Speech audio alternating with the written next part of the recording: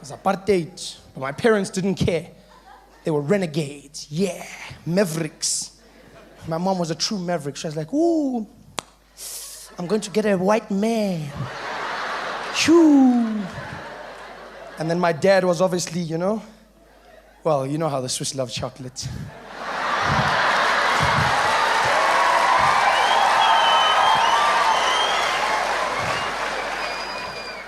So, they got together, they did the deed. My mom gave birth to me, but then I couldn't live with the family as a parental unit together. Had to go back to the townships with my mom. She couldn't say that the father of her child was in fact a white man, because obviously, in the townships, there were them bimpies. The snitches, hated them. So, so she had to lie on my birth certificate. She just didn't put her father, which wasn't strange. It wasn't strange. I just didn't have a father. It's not like I was the only black kid in the township going, I don't know who he is. It wasn't strange at all. But she didn't say anything to anybody. So everybody just drew their own conclusions, everyone in the townships, which is not such a great idea, because when people's imaginations are let loose, you'll be surprised at what they come up with. Because people did not put one and one together with me. In fact, when I came home, people in the township, in fact, assumed that I was an albino. Oh, you laugh, but it wasn't funny. I was even told when my mom brought me home, at least my family loved me, walked me into the house, there I was, little baby wrapped in a blanket. My grandmother came and she was, ow, you shame. Ow. Ooh, you. Little Alpi. No, faghi umbrella, cosa c'è? Faghi umbrella. Faghi umbrella. Yeah, ne? But my family treated me very normal, they really did. It was the people around me that were different. In Orlando East, there was this whole mystic vibe to me all of a sudden. People started speaking. Most people got over it. People that were really interested in me, though, were the other albinos. Yeah, because they keep like a log of everyone that comes in. Boss, 2 more. Okay. Because generally in the township, there's only like 1 albino for every phase, Oh, lo, I say phase 2. Yeah, ngiyamazi.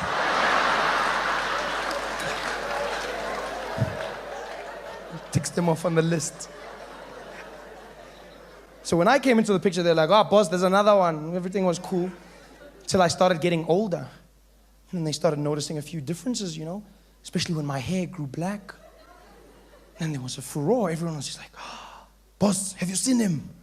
People were like, no, it's not possible. Started following me around. When my mom would walk with me to the taxi rank, they would be there creeping behind us. Check, check, check, check, check, check, check, check, check. I'd always turn around, they'd act natural.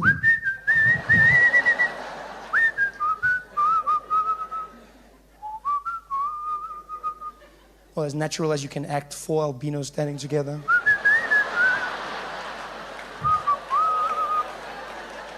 They had their meetings, there they were. Their groups, and they were talking about it. No, before anything else, gents, have you heard? Have you heard? There's one of us, but he's different. What do you mean? He's different. He's got a skin light, just like us, but his head grows black. And he has no problems with the sun. He can walk anytime he pleases. Anytime. He's the one. The day walker.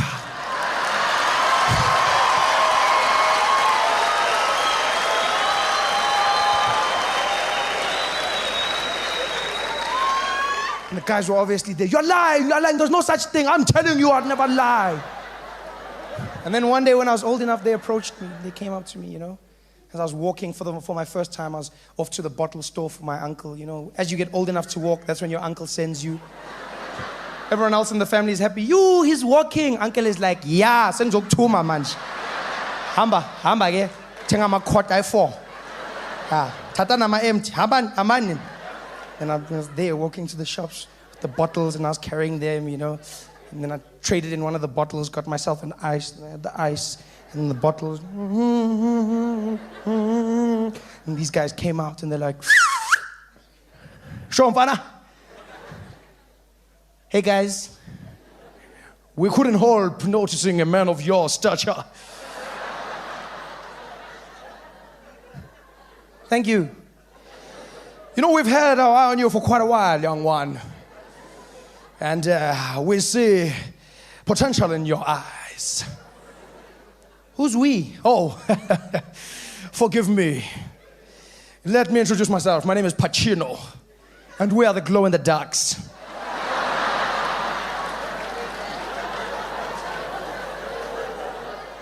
And I'm gonna tell you now, boy, I see a bright future in you. We were wondering if you would be interested in joining our small little conglomerate. You know, we just got together and exchange ideas. It really is a melting pot of ideas and exchanges, really. That's why we call it an idea exchange. The pot, we don't know where that came from. But we use it nonetheless. So what do you say? You want to be friends? That's what we say, yes. I want to be friends. Great! That's wonderful news. You hear that, boys? He's going to be one of us. I can see it now, young one. In a few years' time, moving up the ranks within our organization until ending up at the upper echelon of management. Well, count me in. And I joined the crew, and I was one of them. Had my sporty, my not guilty outfit. We used to walk around together. It was cool. The only thing that bugged me was the hours. They always like rolled in, it was just like weird hours, you know. Always had to meet before dawn, you know. Never hung out at midday. Ooh, no. No, you know, hang out at dusk, sun's going down, there they are outside the house. You know, oh, that's me, and I'd come outside, and then we'd go hang out under the big willow tree. It was cool. If we were hanging out in the day, that's the best place to be because there's so much shade, and we'd chill there. And I mean, I changed a lot of things for the guys because they used to play cricket a lot. Cricket was a great sport, you know. Only problem is if somebody hit a 4 or 6 and the game was over, just, who's gonna fetch it now? Yabon, kawathile. Papa, ngitshilile block.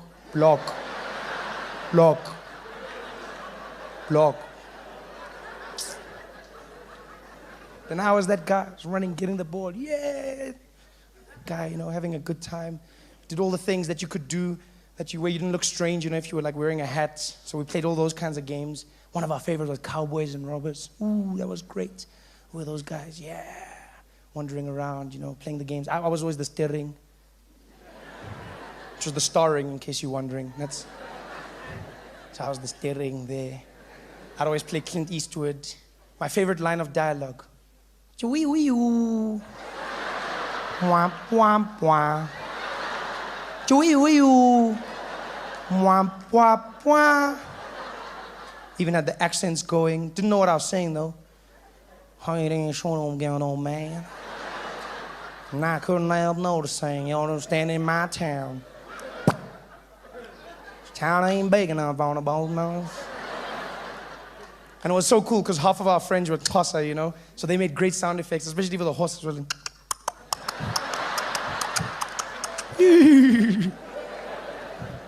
Unfortunately, their gift was a curse because they'd always mess up the dialogue. We'd have cool scenes with the gun battle, standing there, wee wee woo, womp womp womp.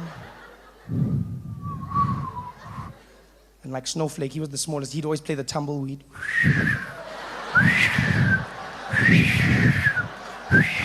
Oh, yeah, shy and bad. Wee wee woo. And I'd shoot Pacino.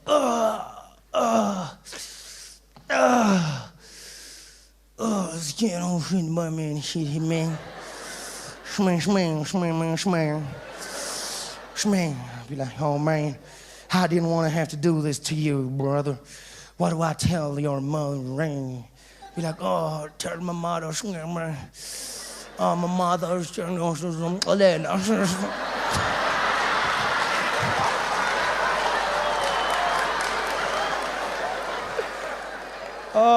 man, that was so much fun. And then I'll never forget the year that it came, 1990, the end of apartheid. F.W. de Klerk came out and he was like, no more. Very bad, sorry. See you on Tuesday. Everyone in the streets lost their minds. People were cheering, yeah! My family was no different. They had a huge party for me. My mom put up a banner in our small little kitchen there.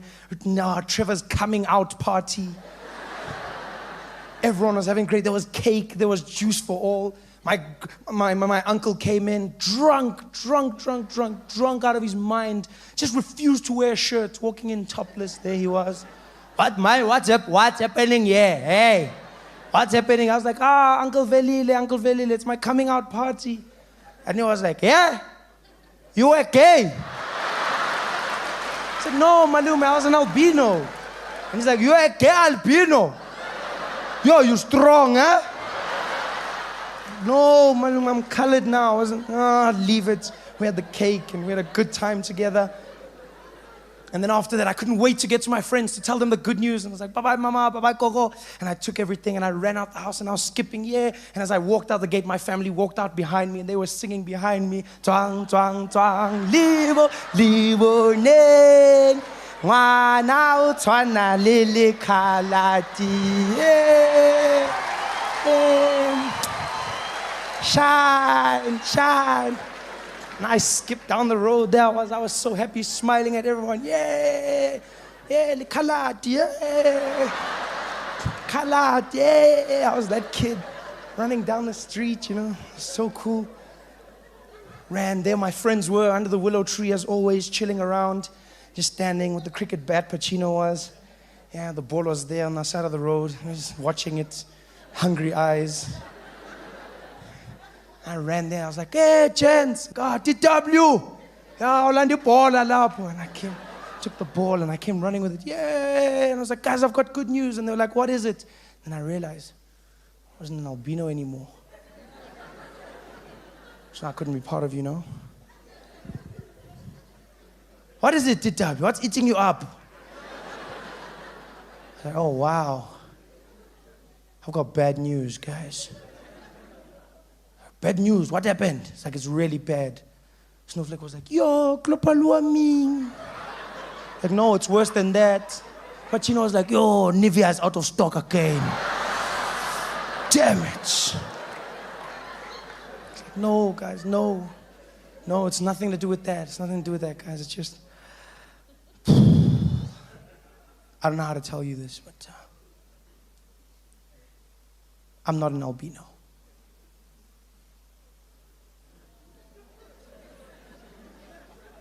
What did you say? I'm not an albino. They're like, we knew it. We knew it. I was like, you knew? Of course we knew. We knew, DW, we knew. We're all not albinos. We're people. Viva DW, viva! Hey, hey, hey, hey, hey, hey. Hey guys, thanks for watching.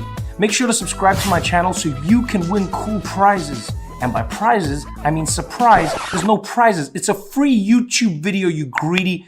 Just click the video, man. Why you want free things on free things? Man, this is fun. I'm loving this. No sports. People just come to the show fresh. I like that. I hate it when people come after sports. I have to hope that your team has won. It's just too much pressure on me, you know?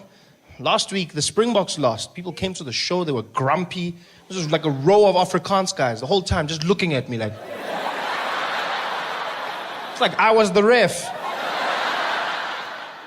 They're just sitting there in their Springbok tops, all of them. I mean, it could have been the team. I don't really know. I don't... No, because I don't know what they look like. I only know a few guys. Could have been them. They're super angry. Afrikaans people get angry when the Springboks lose, eh? Bloody ref. The ref robbed us. Stupid ref.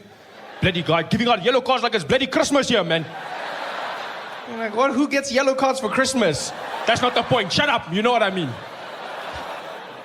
What a horrible Christmas there would be. Merry Christmas. Yellow card. 10 minutes. Go away. Go away. I'm not surprised when the guys get angry, you know? I'm not surprised when Afrikaans guys get angry because rugby itself is a very angry sport. It's just like, you know, I always get weirded out the way they tackle each other. They're crunching and they're busy punching and fighting. And, you know, it's weird for me when the ref stops the fights. That's the weirdest thing. Like, he'll stop it and go, hey, guys, come on. We don't need that violence in this sport. Come on. And they go, play the game.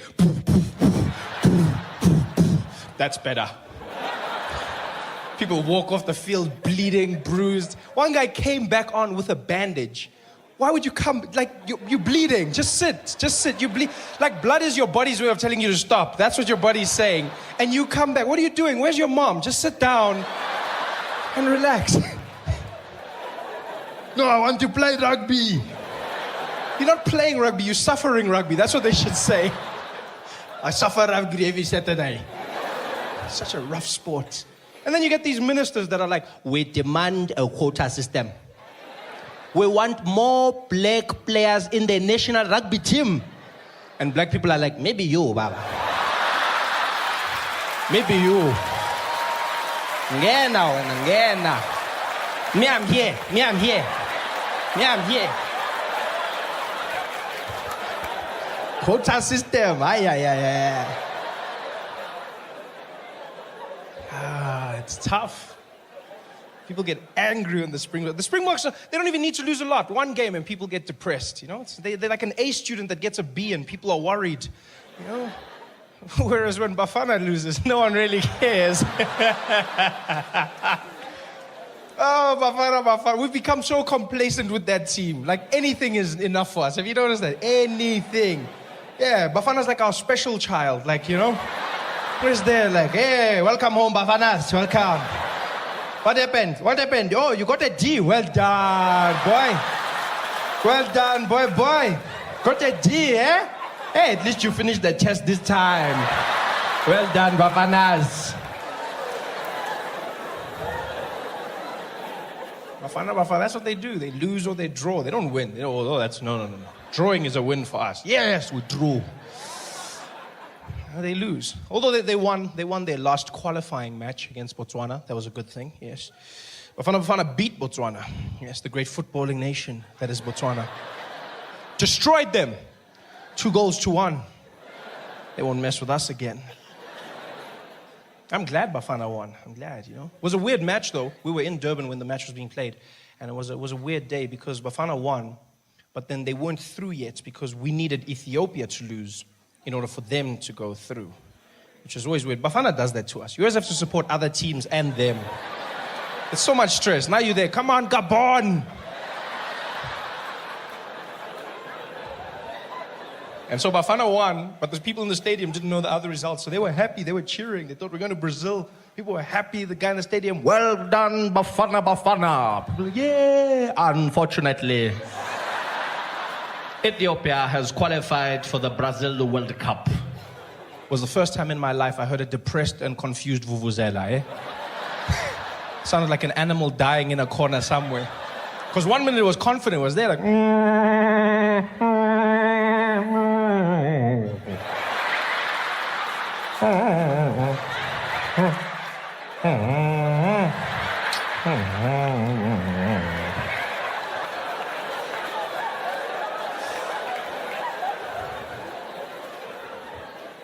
But it's good. It's good that they won, you know? They needed to win. The only reason I want Bafana to win is because whenever Bafana loses, xenophobia goes up in South Africa. Yeah, this is a trend I've noticed. I've started seeing this. It even happens at the matches. Zambia played against Bafana, beat them, and then when the Zambian team was leaving the stadium, the Bafana fans started throwing stones at the Zambian bus. Yeah, throwing stones, thousands of fans. Could have hurt the people badly. I don't know why they weren't throwing at Bafana, because they didn't win. But they were throwing at the Zambians. Could have hurt them. Nobody was hurt though, luckily. Yeah, because it was Bafana fans, so the stones were just like... just couldn't hit the targets.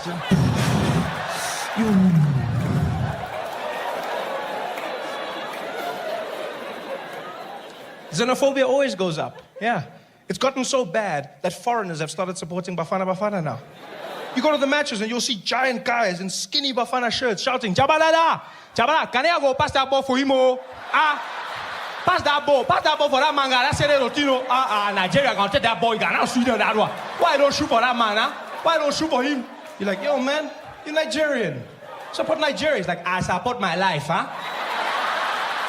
Don't worry about me. I support my life. And I can store that thing for you. Oh, cool.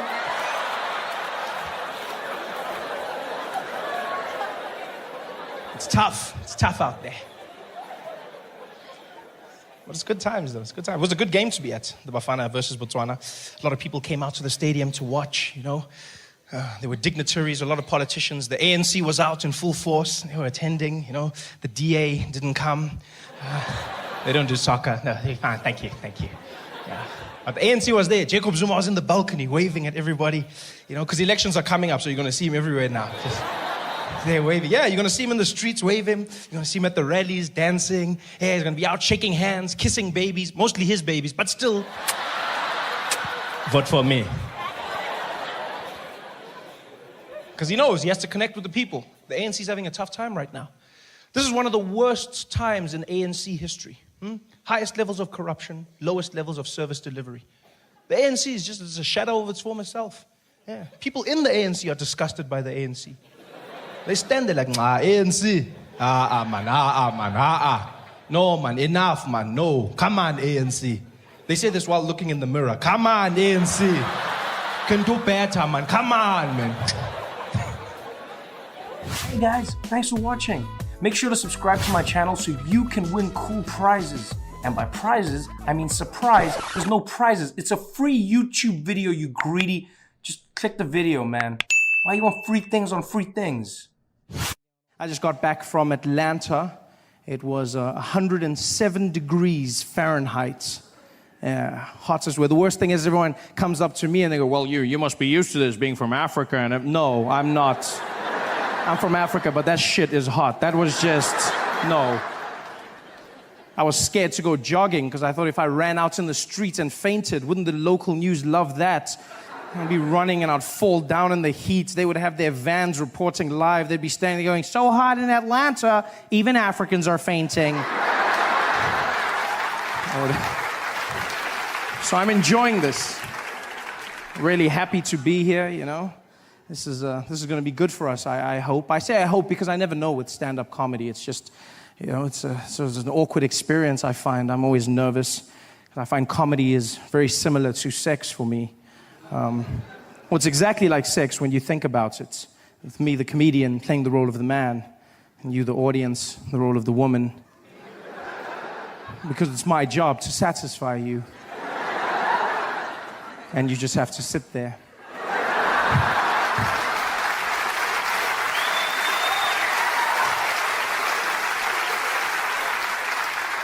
And then, just like sex, my success or failure will somehow be determined by how much noise you make during my performance.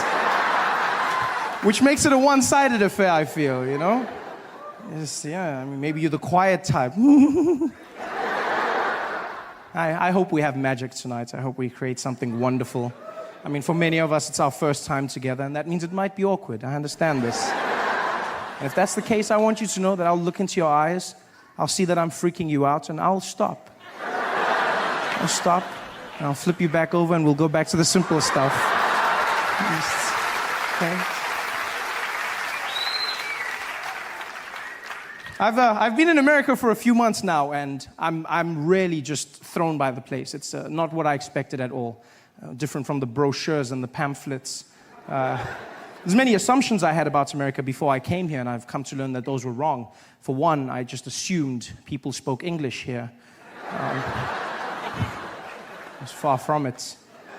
It's not, you know what, it's not so much the language, so much as the pronunciation of words that throws me off. It's just what Americans have done with the language. You guys have just, wow, you've done something. You've put 22s on the English language. You've got rims that just pimp my language. That's what you've gone with, you know?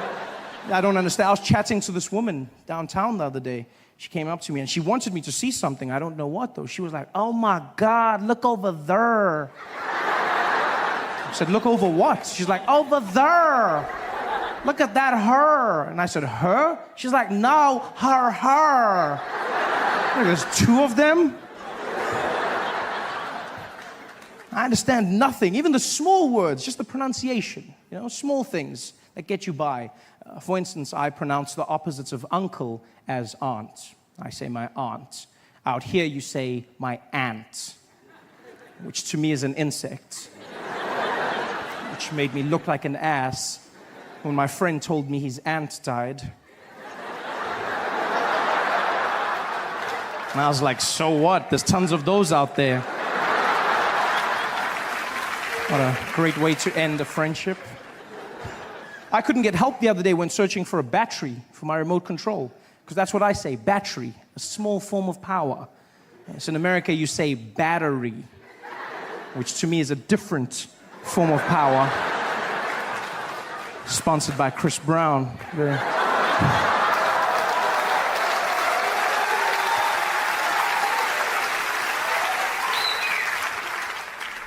And you know what, I understand. We live on different sides of the globe, so it's fine. The language will evolve. This is something I've come to understand. But I hope I change one thing in your hearts forever. Just one thing. And that is that animal in the wild that looks like a horse. It has black and white stripes. Yeah, do me a favor. From now on, please, it's not zebra, okay? It's zebra. Yeah? Just like it's not Debra, it's Deborah. Same structure of word. Plus, you cannot name them because you do not have them.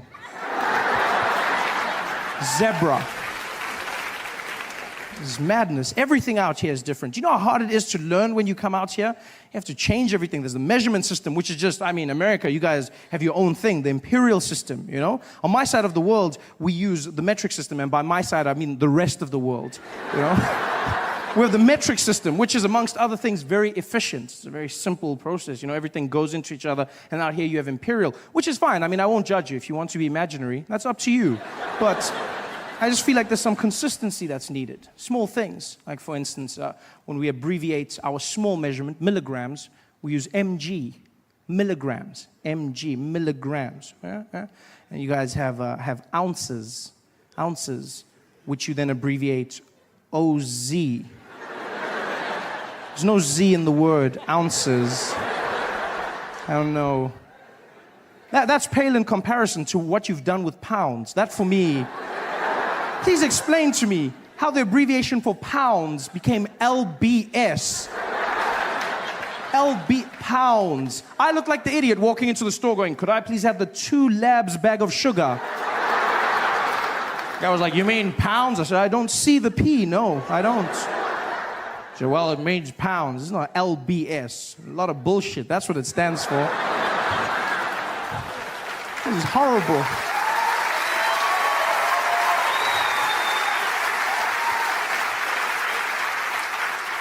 In fact, it's crazy. You do realize the imperial system is so inefficient that even American drug dealers have switched over to metric. Even drug dealers got to the point where they said, we need some order, we're going with metric. And I honestly thought this was an anomaly. I thought, you know what, this is just one of those things, it's a coincidence, but it's not. Americans do not care about abbreviation nor the English language. They don't give a damn. I learned this in the small things. Like for instance, when I was in Tennessee, I stumbled on an organization known as the Ku Klux Klan. You heard of them? Worst magic show ever. Guy gave me a pamphlet. He was like, come and see the Grand Wizard. Grand Wizard! The Grand Wizard! Didn't do one trick! Not even one trick. I mean, I noticed a few black people disappear, but I mean, that's not magic. No, that's just Reaganomics. I wasn't impressed by that. Like, where's the magic? I sat there forever. These guys running around in their sheets. Yeah! The KKK, as they're affectionately known. Has nobody bothered to tell them ever that you do not spell clan with a K? Nobody stopped. Even in America, clan is spelt with a C. The Ku Klux Klan, they're the KKC, not the KKK. You realize that? Ku Klux Klan. The C. In fact, the name is wrong, the whole thing, the Ku Klux parts of it. That's just horrible, because they got that, as you know, from ancient Greece. It was Ku Klux Alphion, meaning a circle of brothers. And that's how they got their name. They call themselves a Greek circle of brothers, which is wrong for 2 reasons. One, if your sole purpose as an organization is to hate black people, don't you find it strange that you've now named yourself the Circle of Brothers?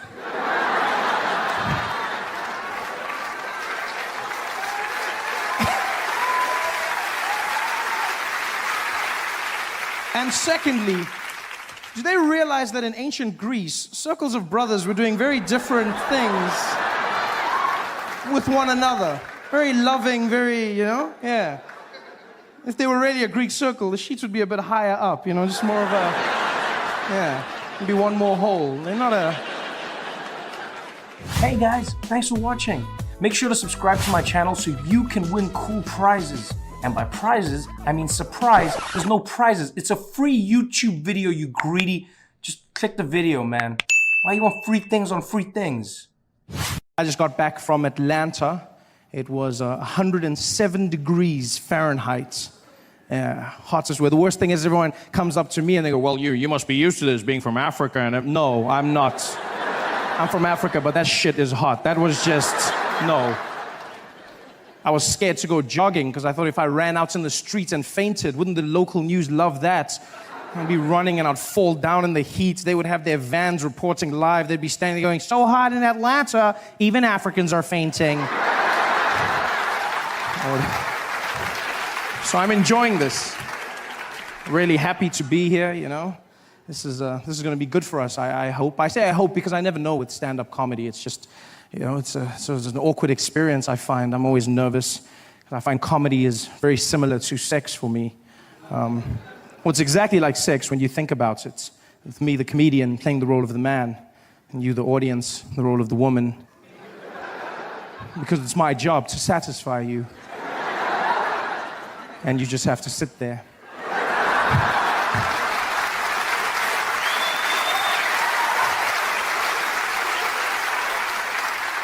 And then, just like sex, my success or failure will somehow be determined by how much noise you make during my performance. Which makes it a one-sided affair, I feel, you know? Yeah, I mean, maybe you're the quiet type. I hope we have magic tonight. I hope we create something wonderful. I mean, for many of us, it's our first time together, and that means it might be awkward. I understand this. And if that's the case, I want you to know that I'll look into your eyes, I'll see that I'm freaking you out, and I'll stop. I'll stop, and I'll flip you back over, and we'll go back to the simple stuff. Okay? I've been in America for a few months now, and I'm really just thrown by the place. It's not what I expected at all. Different from the brochures and the pamphlets. There's many assumptions I had about America before I came here, and I've come to learn that those were wrong. For one, I just assumed people spoke English here. It's far from it. It's not, you know what, it's not so much the language, so much as the pronunciation of words that throws me off. It's just what Americans have done with the language. You guys have just, wow, you've done something. You've put 22s on the English language. You've got rims that says, pimp my language. That's what you've gone with, you know? I don't understand. I was chatting to this woman downtown the other day. She came up to me and she wanted me to see something. I don't know what, though. She was like, oh my God, look over there. I said, look over what? She's like, over there. Look at that her. And I said, her? She's like, no, her. There's two of them? I understand nothing. Even the small words, just the pronunciation. You know, small things that get you by. For instance, I pronounce the opposites of uncle as aunt. I say my aunt. Out here, you say my aunt, which to me is an insect, which made me look like an ass when my friend told me his aunt died.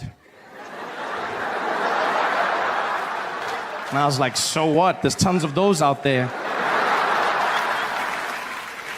This is madness. Everything out here is different. Do you know how hard it is to learn when you come out here? You have to change everything. There's the measurement system, which is just, I mean, America, you guys have your own thing, the imperial system, you know? On my side of the world, we use the metric system, and by my side, I mean the rest of the world, you know? We have the metric system, which is, amongst other things, very efficient. It's a very simple process, you know? Everything goes into each other, and out here you have imperial, which is fine. I mean, I won't judge you. If you want to be imaginary, that's up to you. But I just feel like there's some consistency that's needed. Small things, like for instance, when we abbreviate our small measurement, milligrams, we use mg, milligrams, mg, milligrams. And you guys have ounces, which you then abbreviate oz. There's no z in the word ounces. I don't know. That's pale in comparison to what you've done with pounds. That for me. Please explain to me how the abbreviation for pounds became LBS. LB pounds. I look like the idiot walking into the store going, could I please have the 2 labs bag of sugar? Guy was like, you mean pounds? I said, I don't see the P, no, I don't. He said, well, it means pounds. It's not LBS. A lot of bullshit, that's what it stands for. The City of Angels. I love every moment, man. I'm enjoying myself.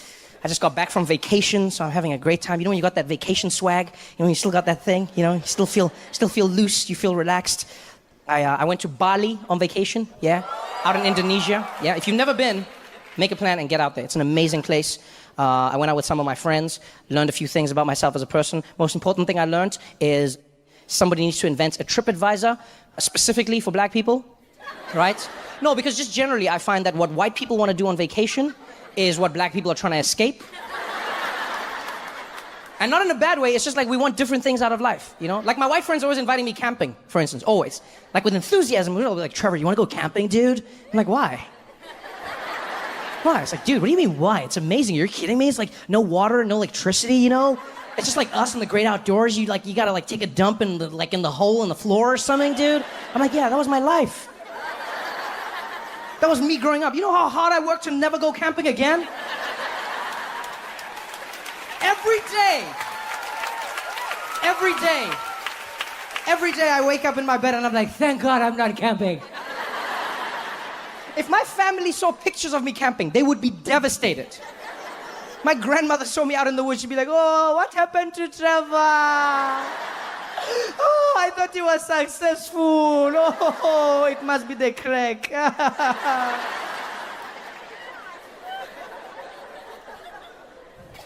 I want to go camping. So I went with my friends to Bali. They planned the trip. And before we went, I asked my friend, I was like, yo, Mitch, what are we going to be doing? And he was like, dude, don't ask questions, Trevor. It's just going to be a great time. I was like, yeah, I want to know what the great time is going to be about. He's like, dude, don't ask questions. I should have asked questions. Because we had fun. But the trip, like, there were a few things that were weird that I wouldn't necessarily do on my own. For instance, on the third day of the trip, right, we had what was planned, what was built in our itinerary as an authentic Balinese experience. Right? That's what they called it, an authentic Balinese experience. And what they did was, they woke us up at 5 a.m., put us in a little bus, and we drove for like 3 hours. And when we got there, get out of the bus, we're like in the middle of it, it's like a remote village, and the little tour guide, really happy, way too happy for that time, and he's just like, welcome everybody, are you ready for a good time? And I'm like, yay. And so he's like, my name is Deng Basan, and I'm going to be your guide. Today, you will have an authentic Balinese experience. So exciting, follow me. And so we follow him, and he walks up to a little door, and I'm like, oh, okay, this is gonna be like a temple or a cave or something. And he's like, welcome, ladies and gentlemen, to the real Bali. And he opens the door into somebody's house. This is not a museum house, this is just a house. Like someone lives there every single day. He opens the door, and he's like, this is the home of someone in Bali. He eats here. He sleeps here. I'm like, does he know we're here? Because like we didn't knock. Nobody answered the door. For all I know, we're breaking and entering right now. We're in some weird Balinese gang. I don't know how this works. And as I'm about to ask the question, he turns and he's like, over here you can see the owner of the house. He's in the corner. And we turn and there's a man the whole time. He was just sitting there, frozen stiff. And now I'm like, is this guy part of this? I don't know if we should be doing this or should not be doing this. And Deng Basan turns to me and starts speaking to him in Balinese. He's like, Tengrawata Sangaraka. He's like, okay, you can touch anything. And so I'm like, oh no, I don't think we should. Before I can even finish, the people in our tour group were like, yeah, touch it all. Oh my God, touch it all. Oh my God, does he sleep here? Oh wow, is this where he eats? Oh my God, I can never do this. Oh my God, excuse me, thank you so much for having us. Oh my God, I appreciate my life so much more right now. Thank you so much, this is horrible. Can we take a selfie? Thank you, are you on Instagram? I'll just put hashtag the man, thank you, oh my God. So I'm really awkward right now, right? Because this is like something culturally I'm not supposed to be doing. Right? As an African person, I should not be in somebody's house rummaging through their life. So I'm standing in the corner, really uncomfortable. And the owner of the house, he's really accommodating, he's friendly. You know, he's like, yes, thank you, enjoy, thank you. And then he turns and he looks at me. And this was one of the most magical moments, right? Because he was smiling at everyone else, and his face completely changed when he turned. He was a little hospitable, he's like, yes, thank you. And with his eyes, he proceeded to have the most in-depth conversation with me that I've ever had. And it's not like the eyes conversation was new to me. Like, you can have an eyes conversation with anyone you have a connection with. You know what I'm talking about? Like, it could be somebody of the same race when you're in public. It could be like a husband and wife. Like, wives are really good at having eyes conversations. They'll shit on you hard. Like, you'll be in public together, and then you'll say something off. You'll be like, oh, if only she did that. And she'll be like, oh, hell no, I cannot believe you said all of that. But it's just eyes. I cannot believe you said all of that. Wait until the next, oh, you want to air our dirty laundry out in public? Oh, you're going to see how this is going to end up. Oh, you say this and enjoy this moment right now, because you know it's over. And you're like, yeah, I shouldn't have done that. All with eyes, right? That's what he did to me. Because one minute he's smiling at everybody, and then he turns and he looks at me, and just with these eyes, he was like, "What are you doing here?" And so with my eyes, I was like, "Hey, man, I'm sorry, I didn't know this was your house. They said it was an authentic experience, that's why I came." He's like, "Yeah, authentic for white people. You got your own poor, go back to where you came from." I said, "Yeah, I shouldn't be here, man. I'm sorry, man, I'm sorry." So I left.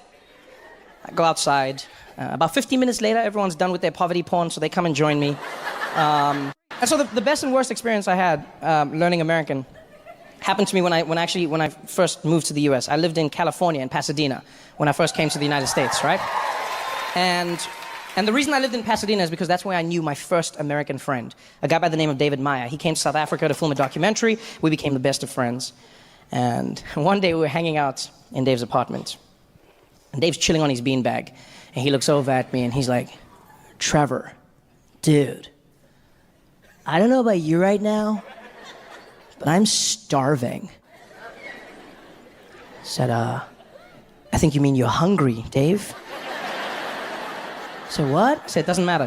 What do you want to eat?" So "You know what I'm craving right now, man? I'm craving tacos." I was like, "Oh, that sounds like fun. Let's do it, man. Let's go to tacos." "What?" "Isn't that the restaurant you're craving? Tacos? Are you being serious right now? You've never had tacos?" I said, "No, I don't know what tacos is." "You've never had tacos?" "My answer hasn't changed from now, Dave. No. I've never had tacos." "You've never had tacos?" And by the way, I hate it when people do that. You know when people ask you the same question over and over again because they can't believe you haven't had the exact same life experience? You know that thing people do? Like with everything, they're like, "Oh my God, have you heard the new Beyonce?" No, I have. "You haven't heard the new Beyonce?" No, I have. "You haven't heard the new Beyonce?" "Oh no, now I have. No, I'd never had tacos, right? I'd never had tacos because in South Africa, we don't really have Mexican food, okay? We don't have Mexican food because we don't have Mexicans. They never came over. It's not my fault.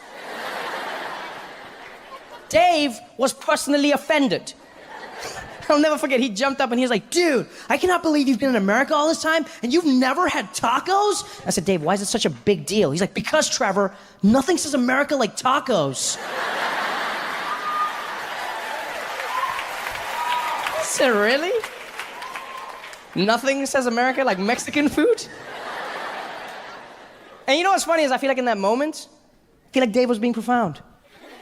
He didn't even realize it, but that was a profound little nugget that he had just espoused. Nothing says America like tacos. I've had the privilege of traveling everywhere in this beautiful country. I've been to places like Erie, Pennsylvania, El Paso, Texas, Honolulu, Hawaii, you know. I've been everywhere, and one thing I've learned across the board in America is that Americans love tacos. Everywhere you go, Americans love tacos. Love tacos. Even people you wouldn't expect. I was watching the news one day, and there was a guy at a rally, right? And they were asking him about immigration and families being separated, etc. And this guy, like, regardless of his politics, like, he was being really mean and xenophobic and racist, you know, just acting real presidential. And the journalist asked him about children, and he just went straight, and he was like, "Boy, I'll tell you what, I don't give a damn about any of these goddamn Mexicans, you heard? They came over here, they ain't supposed to be here, boy. Woo! It's our country now, you heard? That's right, boy, go back to where you came from. Woo! These Mexicans ain't done nothing good, they ain't brought nothing good to America, we don't need y'all. Come on, Bubba, it's Taco Tuesdays."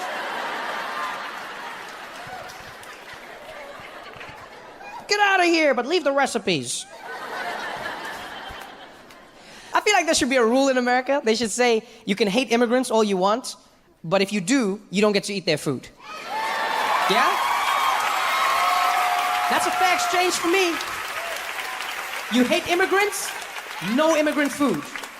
And when I say no immigrant food, I mean no immigrant food, nothing. No Mexican food, no Caribbean food, no Dominican food, no Asian food, nothing. Only potatoes. And I'm not even saying like flavored potatoes, I'm just saying plain potatoes. No spice. Because no immigrants, no spice. Don't ever forget that. Both figuratively and literally, no spice. And I know some people would take that. I know. I know there's some people right now who'd be like, well, you know what, Trevor, take your immigrants, take your spice, and get the hell out of here. You say that now. Because you've never lived a life without spice. But don't ever forget, a life without spice was so hard, that it made white people sail around the world to find it. And like,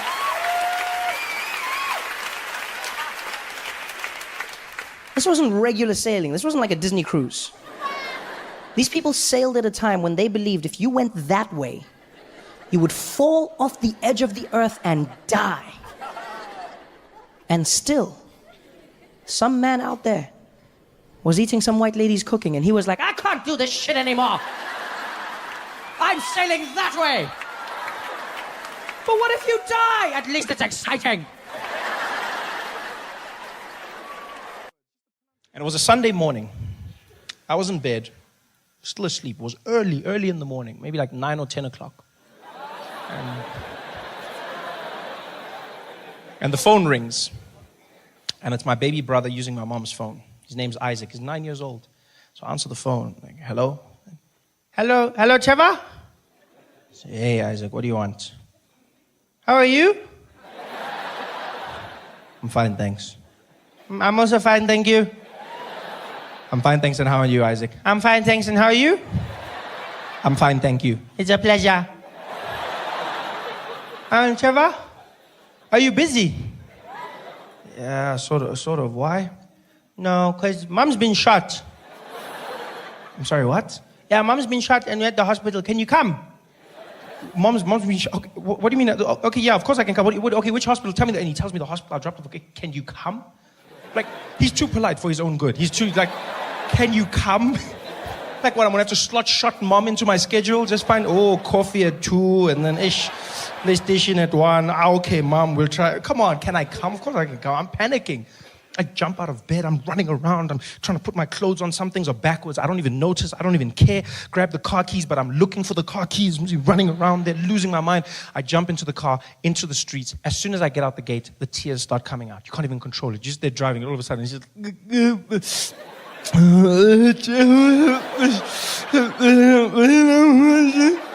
I'm driving, I'm trying to hold it back, but then I get to the traffic lights, the robot is red, and I just let it out. It just comes out. No, don't watch my window. No. Hey, no, hey, no, no, And there I am, driving to the hospital like a madman. I get there, jump out the car. My brother's standing there, the emergency section. I see him outside. He's just standing like nothing happened, looking around. I go, Isaac, what happened? He's like, Mom, she's getting shot. She's inside. So I'm like, okay, are you okay? He's like, Mom was shot, not me. No, that's not what I'm saying, you idiot. Whatever, I'm coming back. So I run inside. My mom's in the prep area. All the doctors are standing around her. There's blood everywhere. I'm looking at the doctors. And just by the way, doctors are not as good looking as they are on those TV shows, eh? No, like they set the bar really high. Because I was shocked. I ran and I was like, what the hell's... Sorry, that was inappropriate. What's happening here, guys? They're like, sir, you need to leave. I said I was sorry. Come on, that's what's happening. Like, no, sir, you can't be here. Please leave, please. I'm like, oh, whatever, okay. So I go outside. The nurse comes to me. She's like, Mr. Noah? I said, yes. Okay, Mr. Noah, we've got your wife stabilized right now. And I said, my wife? She says, yes, that's Mrs. Noah, right? Yes, that's my mom. Oh, I'm sorry. I thought, why would you think she's... Come on, hold on. You think I would... I mean, she's cool, but I mean, like, have you seen the girls? I should show you the pic... Oh, well, I'll show you the pictures afterwards. What's going on? She's like, okay, Mr. Noah, your mom's just been stabilized and we're going to have to start thinking about surgery. She's been shot in the head and she's been shot in the lower buttocks region. This is a very serious thing. I'm like, yes, it is. Okay, so what's happening? Well, we just found out that she doesn't have medical aid. So what? She says, yeah, she doesn't have medical aid. Now, my mom always had medical aid, always. But now, it turns out she canceled it a few years ago. I didn't know this. She canceled it because she never gets sick. You know those people? I just never get sick. I never get sick, Trevor. I never, ever get sick. I don't know why I have this. I never get sick. Yes, but you didn't think of bullets.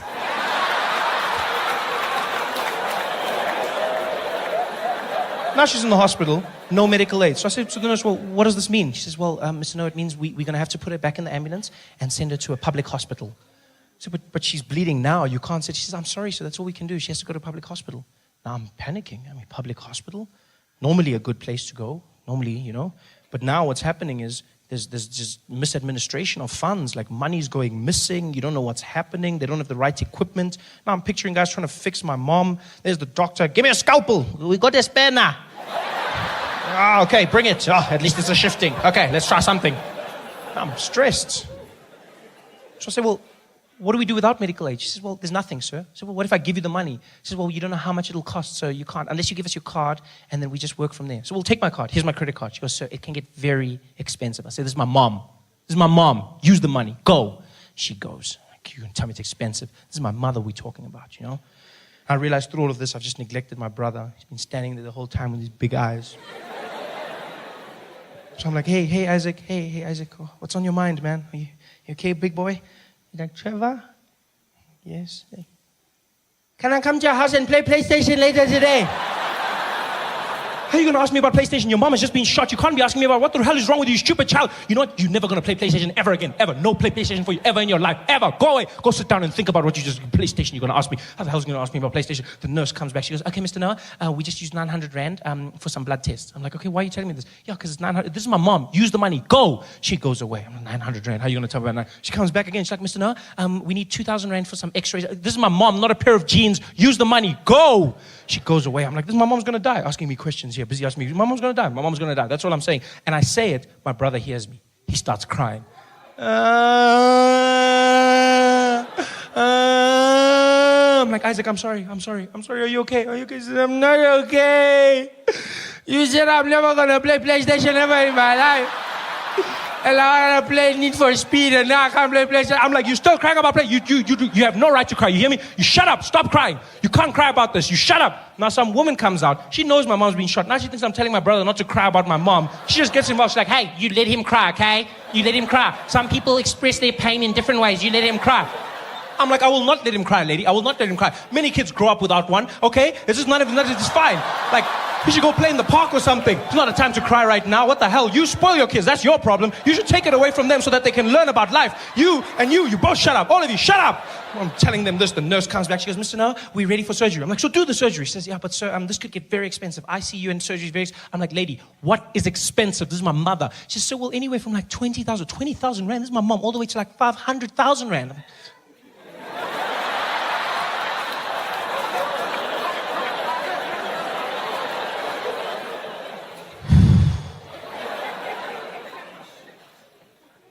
Yo, but she's lived, eh? I mean, she's like, what, 56, 57? I mean, it's almost finished. I mean, even she says she's old. I mean, and you said the bullets in the head, and head, it's finished. Yeah, because now we need to pay for the funeral, and we need to buy scones for everybody, and this guy needs a PlayStation, So, I don't know if... She's like, sir, we need the go-ahead, otherwise we can't do anything. I said, okay, well, use the card, just use the card. We'll handle the debts. She goes away. I'm stressed. Because I've seen this happen to people. Go into a hospital, you don't have enough money, use your credit card, next thing you're in debt for years, and the person could die. Yeah, the person dies. And when they die, the doctor doesn't give you your money back. No. No, he doesn't. Yeah, because he tried, and that's all he has to do. Yeah, you'll get there and be like, doctor, did you win? Be like, wah, wah. And your money's gone. That's all I was stressed about. But the most amazing thing happened. Turns out, my mother wasn't that badly hurt. It was a miracle, really. The ass bullets didn't do much damage, because my family's gifted. The head bullets didn't hit anything vital, yeah? Other than the head, obviously.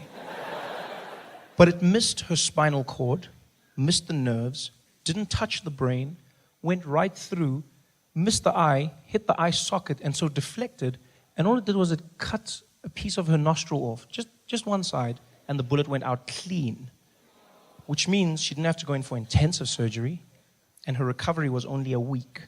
Yeah, a week, which was fantastic, because that means the bill was only 24,000 Rand.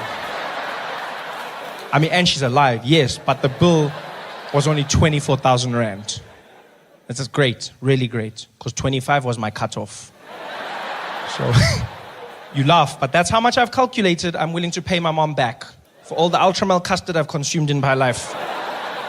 Everything else, none of my business, eh? Food, clothes, schooling, all of that stuff, I'm not paying. I hate it when parents say that to their kids. You know how hard I have to work for your bloody school and your clothes? I didn't ask to be born. That's your job. Please. You handle that. I asked for the Ultramel. We can keep a tab. Don't involve me in your things. That's what I calculate, 25,000. Yeah, I would have been there. 24,750. I would have been there at the doctor. Eta. It's fine, my man. No, stop. No, you tried. You tried, man. It's cool. No, you tried it. No, just switch off there. Switch off. How much? 250 left. We'll pour petrol or something. It's fine. Just switch off there. You tried. Yeah. It was fantastic. I told my mom about the 25. She laughed. She didn't know I was serious. And to show you what a crazy family we have, my mom's in the recovery ward. She's got those tubes in her and everything, and the IV, and my brother's in the corner bored out of his mind, and my grandmother's in another corner reading the Bible, and I'm holding my mom's hand and I'm crying, still crying. This is a week later, I'm still crying. I've been crying the whole week, but I've also been using this time to cry for other things in my life. No, because as a man, you need to know when to cry. You loop it all together and you just cry at one time. It's like we cry in bulk. You got to understand. You cry. You don't just cry one. Cry in bulk. Yeah. So I'm crying for everything. And my mom looks at me and she goes, shh, Trevor, shh, don't cry, baby. I said, no, Mom, I'm going to cry. You were shot in the head. And she says, no. Look on the bright side. I said, what bright side? She says, no, at least now because of my nose, you're officially the best looking person in the family. I was like, oh, by default. Hey guys, thanks for watching. Make sure to subscribe to my channel so you can win cool prizes. And by prizes, I mean surprise. There's no prizes. It's a free YouTube video, you greedy. Just click the video, man. Why you want free things on free things? The one president that was always the furthest from being crazy was Nelson Mandela, And I mean, Mandela recently turned 91. I just can't help wondering to myself, when you turn 91, wouldn't you throw this huge party? I mean, you're 91 years old. I don't know, if I turned 91, I'd get wasted. I'd just be that guy, You have all these famous people visiting you. I'd throw this huge party, knocking down the tequilas, having a good time. But I know people never want to think of it. No, Mandela doesn't get drunk. No, people don't want anything. They're like, no, Mandela doesn't fart. His bum just suggests things. He's got that vibe, But I mean, he's still a man at the end of the day, I would have loved for him to just let loose and get totally wasted on his birthday. It would be so crazy seeing Madiba pop out like into the garden, out of nowhere, his shirt open. There he is, one of those colorful ones, him walking around. No, leave me, Grasa, leave me. Leave me, I'm fine. I'm fine. Do you know who I am? Do you know? Don't touch me. Who are all these people? Who's that? Bill Clinton. Bill. Come here, Bill. Come here, Zappa, Bill. Zappa. Thank you for coming, huh? Let me tell you a joke, Bill. Let me tell you a joke. I did not have sexual relations with that woman. that was a good one. I'm just saying. Oh, here comes Julius. Always going to talk. Rah, rah, rah, rah, rah. I was also president of the Youth League. Rah, rah, rah, rah. Julius is killing me. 2 seconds. Julius, 6 times 5. Okay, it's fine. It's fine. He'll be there for hours. Yeah, let's carry on. Okay, we're going to drink, all of us. We're going to drink then. But before we drink, I want to propose a toast. All those people who thought I wouldn't make it to 2010. Yeah, he'll never make it. He'll never make it. I'm still here, 91. 91. Yeah, 91. Even Michael Jackson died before me. Even Michael died before me. I just got back from Atlanta. It was 107 degrees Fahrenheit. Yeah, hot as well. The worst thing is everyone comes up to me and they go, well, you must be used to this being from Africa. And no, I'm not. I'm from Africa, but that shit is hot. That was just, no. I was scared to go jogging because I thought if I ran out in the streets and fainted, wouldn't the local news love that? I'd be running and I'd fall down in the heat. They would have their vans reporting live. They'd be standing there going, so hot in Atlanta, even Africans are fainting. So I'm enjoying this. Really happy to be here, you know. This is going to be good for us, I hope. I say I hope because I never know with stand-up comedy. It's just, you know, it's an awkward experience, I find. I'm always nervous. I find comedy is very similar to sex for me. Well, it's exactly like sex when you think about it. With me, the comedian, playing the role of the man, and you, the audience, the role of the woman. Because it's my job to satisfy you. And you just have to sit there.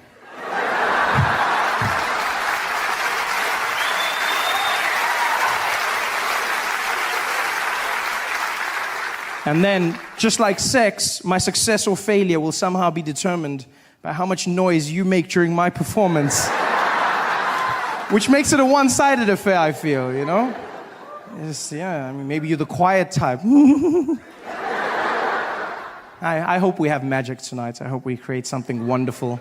I mean, for many of us, it's our first time together, and that means it might be awkward. I understand this. And if that's the case, I want you to know that I'll look into your eyes, I'll see that I'm freaking you out, and I'll stop.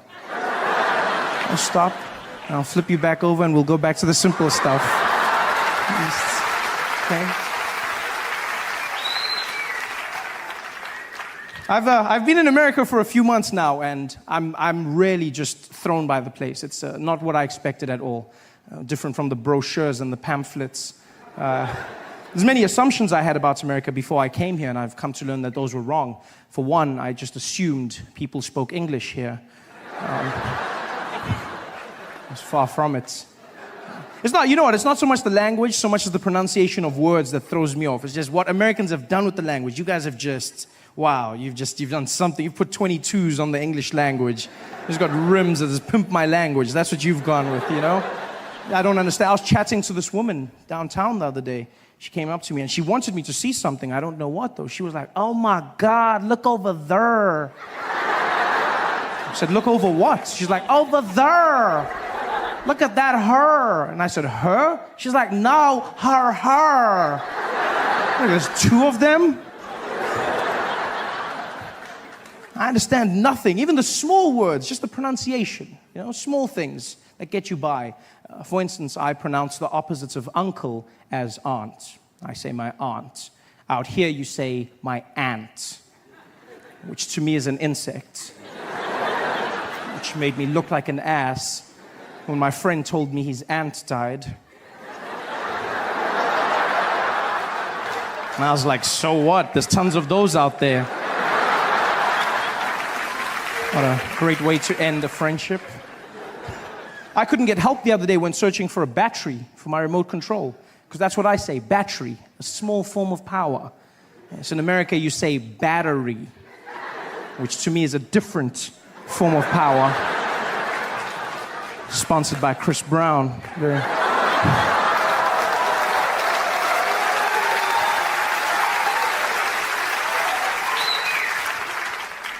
And you know what, I understand. We live on different sides of the globe, so it's fine. The language will evolve. This is something I've come to understand. But I hope I change one thing in your hearts forever. Just one thing. And that is that animal in the wild that looks like a horse. It has black and white stripes. Yeah, do me a favor. From now on, please, it's not zebra, okay? It's zebra. Yeah? Just like it's not Debra, it's Deborah. Same structure of word. Plus, you cannot name them because you do not have them. Zebra. This is madness. Everything out here is different. Do you know how hard it is to learn when you come out here? You have to change everything. There's the measurement system, which is just, I mean, America, you guys have your own thing, the imperial system, you know? On my side of the world, we use the metric system, and by my side, I mean the rest of the world, you know? We have the metric system, which is, amongst other things, very efficient. It's a very simple process. You know, everything goes into each other. And out here you have imperial, which is fine. I mean, I won't judge you. If you want to be imaginary, that's up to you. But I just feel like there's some consistency that's needed. Small things. Like, for instance, when we abbreviate our small measurement, milligrams, we use mg. Milligrams. Mg. Milligrams. And you guys have ounces. Ounces, which you then abbreviate OZ. There's no Z in the word ounces. I don't know. That's pale in comparison to what you've done with pounds. That, for me, please explain to me how the abbreviation for pounds became LBS. LB pounds. I look like the idiot walking into the store going, could I please have the 2 labs bag of sugar? Guy was like, you mean pounds? I said, I don't see the P. No, I don't. He said, well, it means pounds. It's not LBS. A lot of bullshit. That's what it stands for. This is horrible.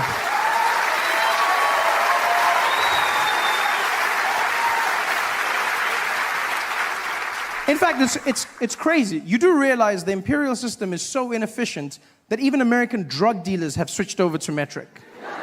Even drug dealers got to the point where they said, we need some order, we're going with metric. And I honestly thought this was an anomaly. I thought, you know what, this is just one of those things, it's a coincidence, but it's not. Americans do not care about abbreviation nor the English language. They don't give a damn. I learned this in the small things. Like for instance, when I was in Tennessee, I stumbled on an organization known as the Ku Klux Klan. You heard of them? Worst magic show ever.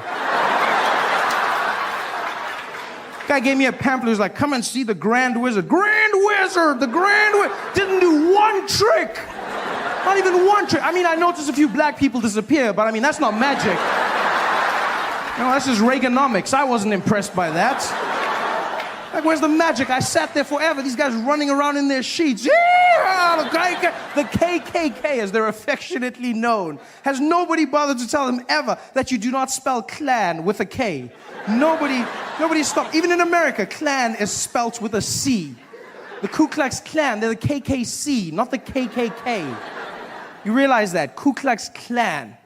The C. In fact, the name is wrong. The whole thing, the Ku Klux parts of it. That's just horrible because they got that, as you know, from ancient Greece. It was Kuklos Alphion, meaning a circle of brothers. And that's how they got their name. They call themselves a Greek circle of brothers, which is wrong for 2 reasons. One, if your sole purpose as an organization is to hate black people, don't you find it strange that you've now named yourself the Circle of Brothers?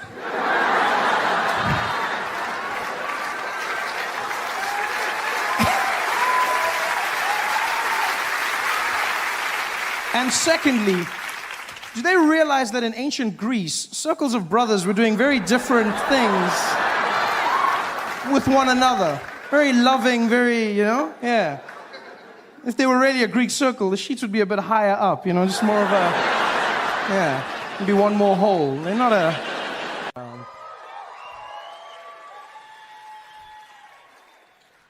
I don't even know what it is. I think it's just people, we have a connection, I don't know, South Africans and Mexicans or something. People from shithole countries, we have this thing.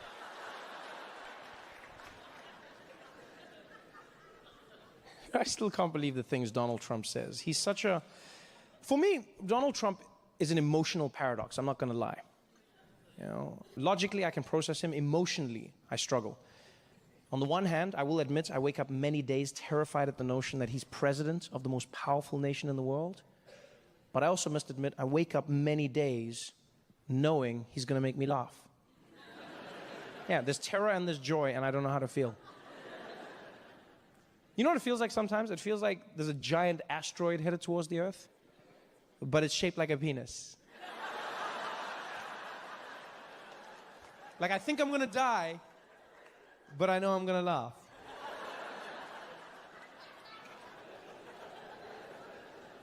You just look at everything that he does. The world we now live in because of him. Like, you realize we're living through history. This will never happen in our lifetimes again. We're living through a time when we're all learning about the presidency at the same time as the president. That's never happened.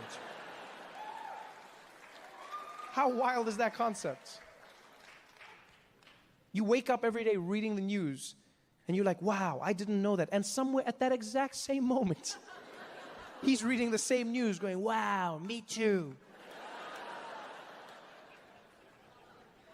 And nobody knows where it's going to lead. Nobody knows what he's going to do. All we know is that he wants his wall. He wants his wall. Donald Trump wants his wall. He needs $25 billion the last time he asked. He needs it from American taxpayers because Mexico is smart. That fell apart real quick. I remember how confident he was at the rallies, people cheering for him. He was like, folks, we're going to build.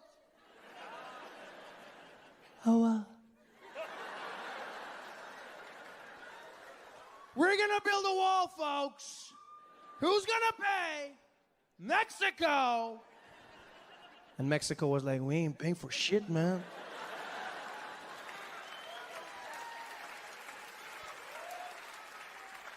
We might build it, but we're not going to pay for it, man. And I don't know if you've been following the journey of the wall, but it's probably the best comedy on TV, right? Because now they've started building prototypes of the wall at the border, right? Because Donald Trump said he wants them to test the wall first. I don't know how you do that. You know, it's like, try again. And because this is the prototypes, Donald Trump now has specifications for the wall. He now says he wants the wall to be made out of concrete, but he also needs the wall to be see-through, right? And the reason the president wants the wall to be see-through is because he said he's afraid that drug dealers from Mexico are going to shoot bags of drugs over the wall and it's going to hit Americans on the head as they walk by. So he needs the wall to be see-through so that Americans can see the drugs coming and catch it. Now, I'm not going to lie. I don't know what a see-through wall is. But at this point, I'm just worried that a contractor is going to come along and trick the president. He's going to take him to the border and be like, there it is, Mr. Trump. Your invisible wall.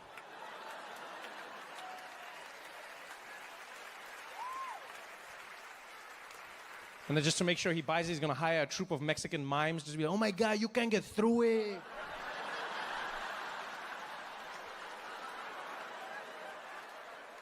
It works. Like the mind of Donald Trump. Oh, the other idea he had for the wall was he said America should build the wall out of solar panels. That's what he said. He said America should build the wall out of solar panels because that way the wall would generate electricity and pay for itself. Yeah. Now, I'm not going to lie. That's a good idea, right? It's a good idea. Unless you know anything about solar panels or the sun or walls. Because the problem with that idea is that the sun is up, yeah? We all agree on that? We're still on the same page there, yeah? The sun is up, right? A solar panel wall is not going to work because a wall is like this. So technically it's facing down. So unless you have like a really swaggy sun that's like, yeah, I shine real low, B, it's not going to work for you. The only way it works is if you take your border solar panel and lean it at an angle to get the sun's rays. But if you do that, now you've just created a giant ramp for Mexicans to shoot into America. It's like, órale!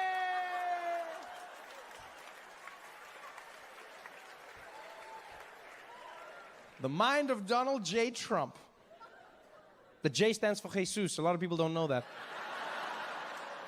Yeah, a lot of self-loathing going on there. Came out of nowhere. I was at the Daily Show, I was in my office, and I got a phone call from the administration. And someone on the other end was like, hi, Trevor, would you like to interview the President of the United States in the White House? And I was like, do you ask stupid questions? It's like, of course I want to meet the President of the United States. Are you serious? And the day finally came, went to D.C. with my TV crew, and they set us up in a room which is literally opposite the Oval Office. We put all our cameras in place. All we're doing now is waiting for the president to arrive. So we're staring at the door with bated breath. And the reason we're staring is because they don't give you an exact time of the president's arrival for his safety, right? So they just give you a window, like the cable guy.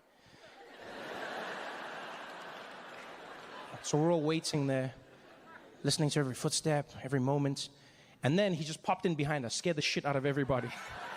Yeah, because there's a secret door, but they don't tell you, again, for safety, right? So we're staring at that door, and all of a sudden he was like, hello. And I was like, ah! But I had a great time in the interview with him. He was really, really kind to everyone in the room, and And then we turned off the cameras, and I promise you he became even nicer. We just had a conversation. I thought he was going to leave. I mean, he's president of the United States. You've got to go do something. And he just chilled for a bit, you know, and we spoke as human beings, and it went really well until he turned to me and he said, Trevor, you know, I got a show that I'm doing in a few weeks, a little thing that I thought maybe you'd want to pop by and perform, if you don't mind. I said, Mr. President, I would be honored. You just let me know when and where. What's the show going to be for, sir? He said, oh, well, Trevor, I'm doing a little thing for my AIDS, and I thought maybe you'd want to be there. I said, I would love to. Thank you. I'm sorry, a show for what? He said, for my AIDS, Trevor. I said, you have AIDS?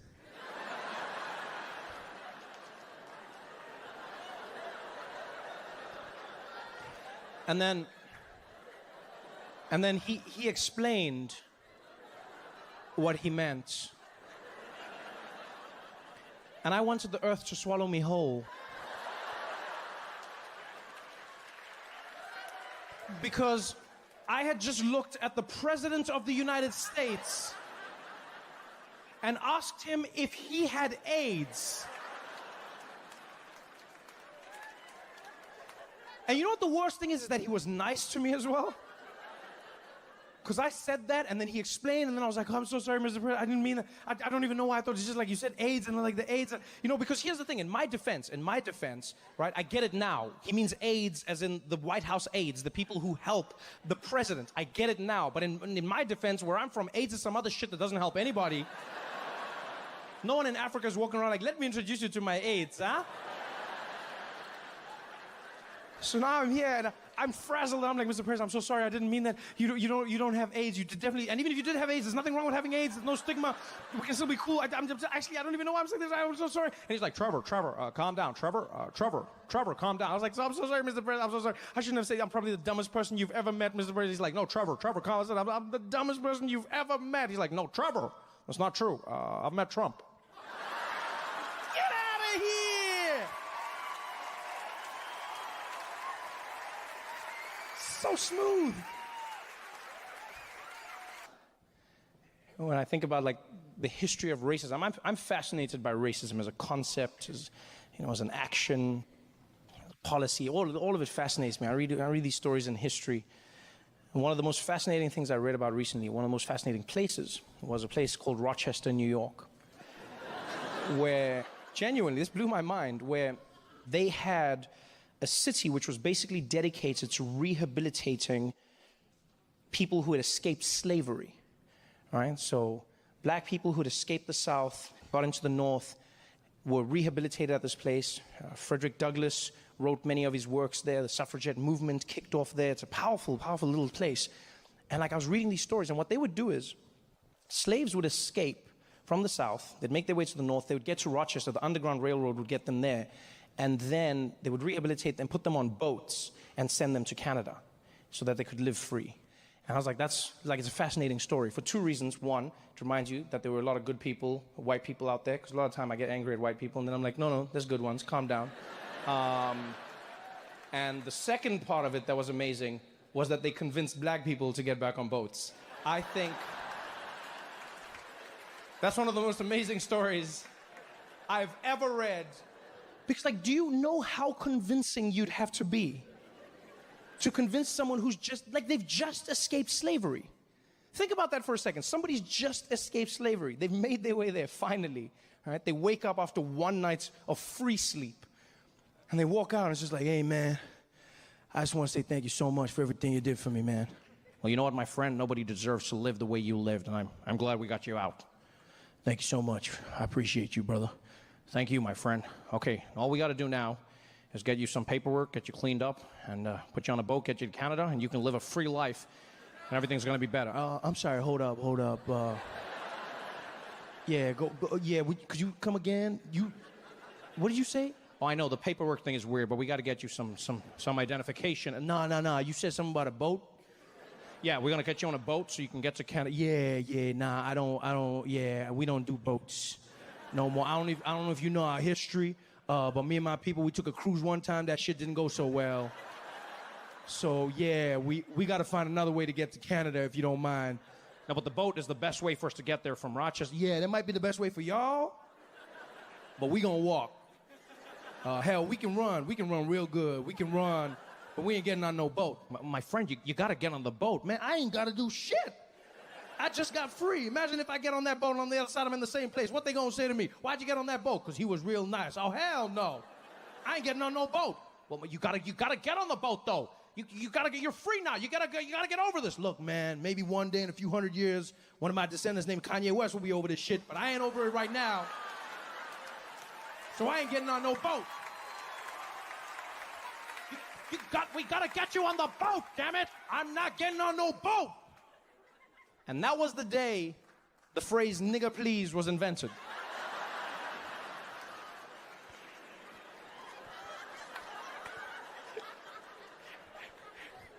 A white man turned and he was like, nigger please, I need you on that boat.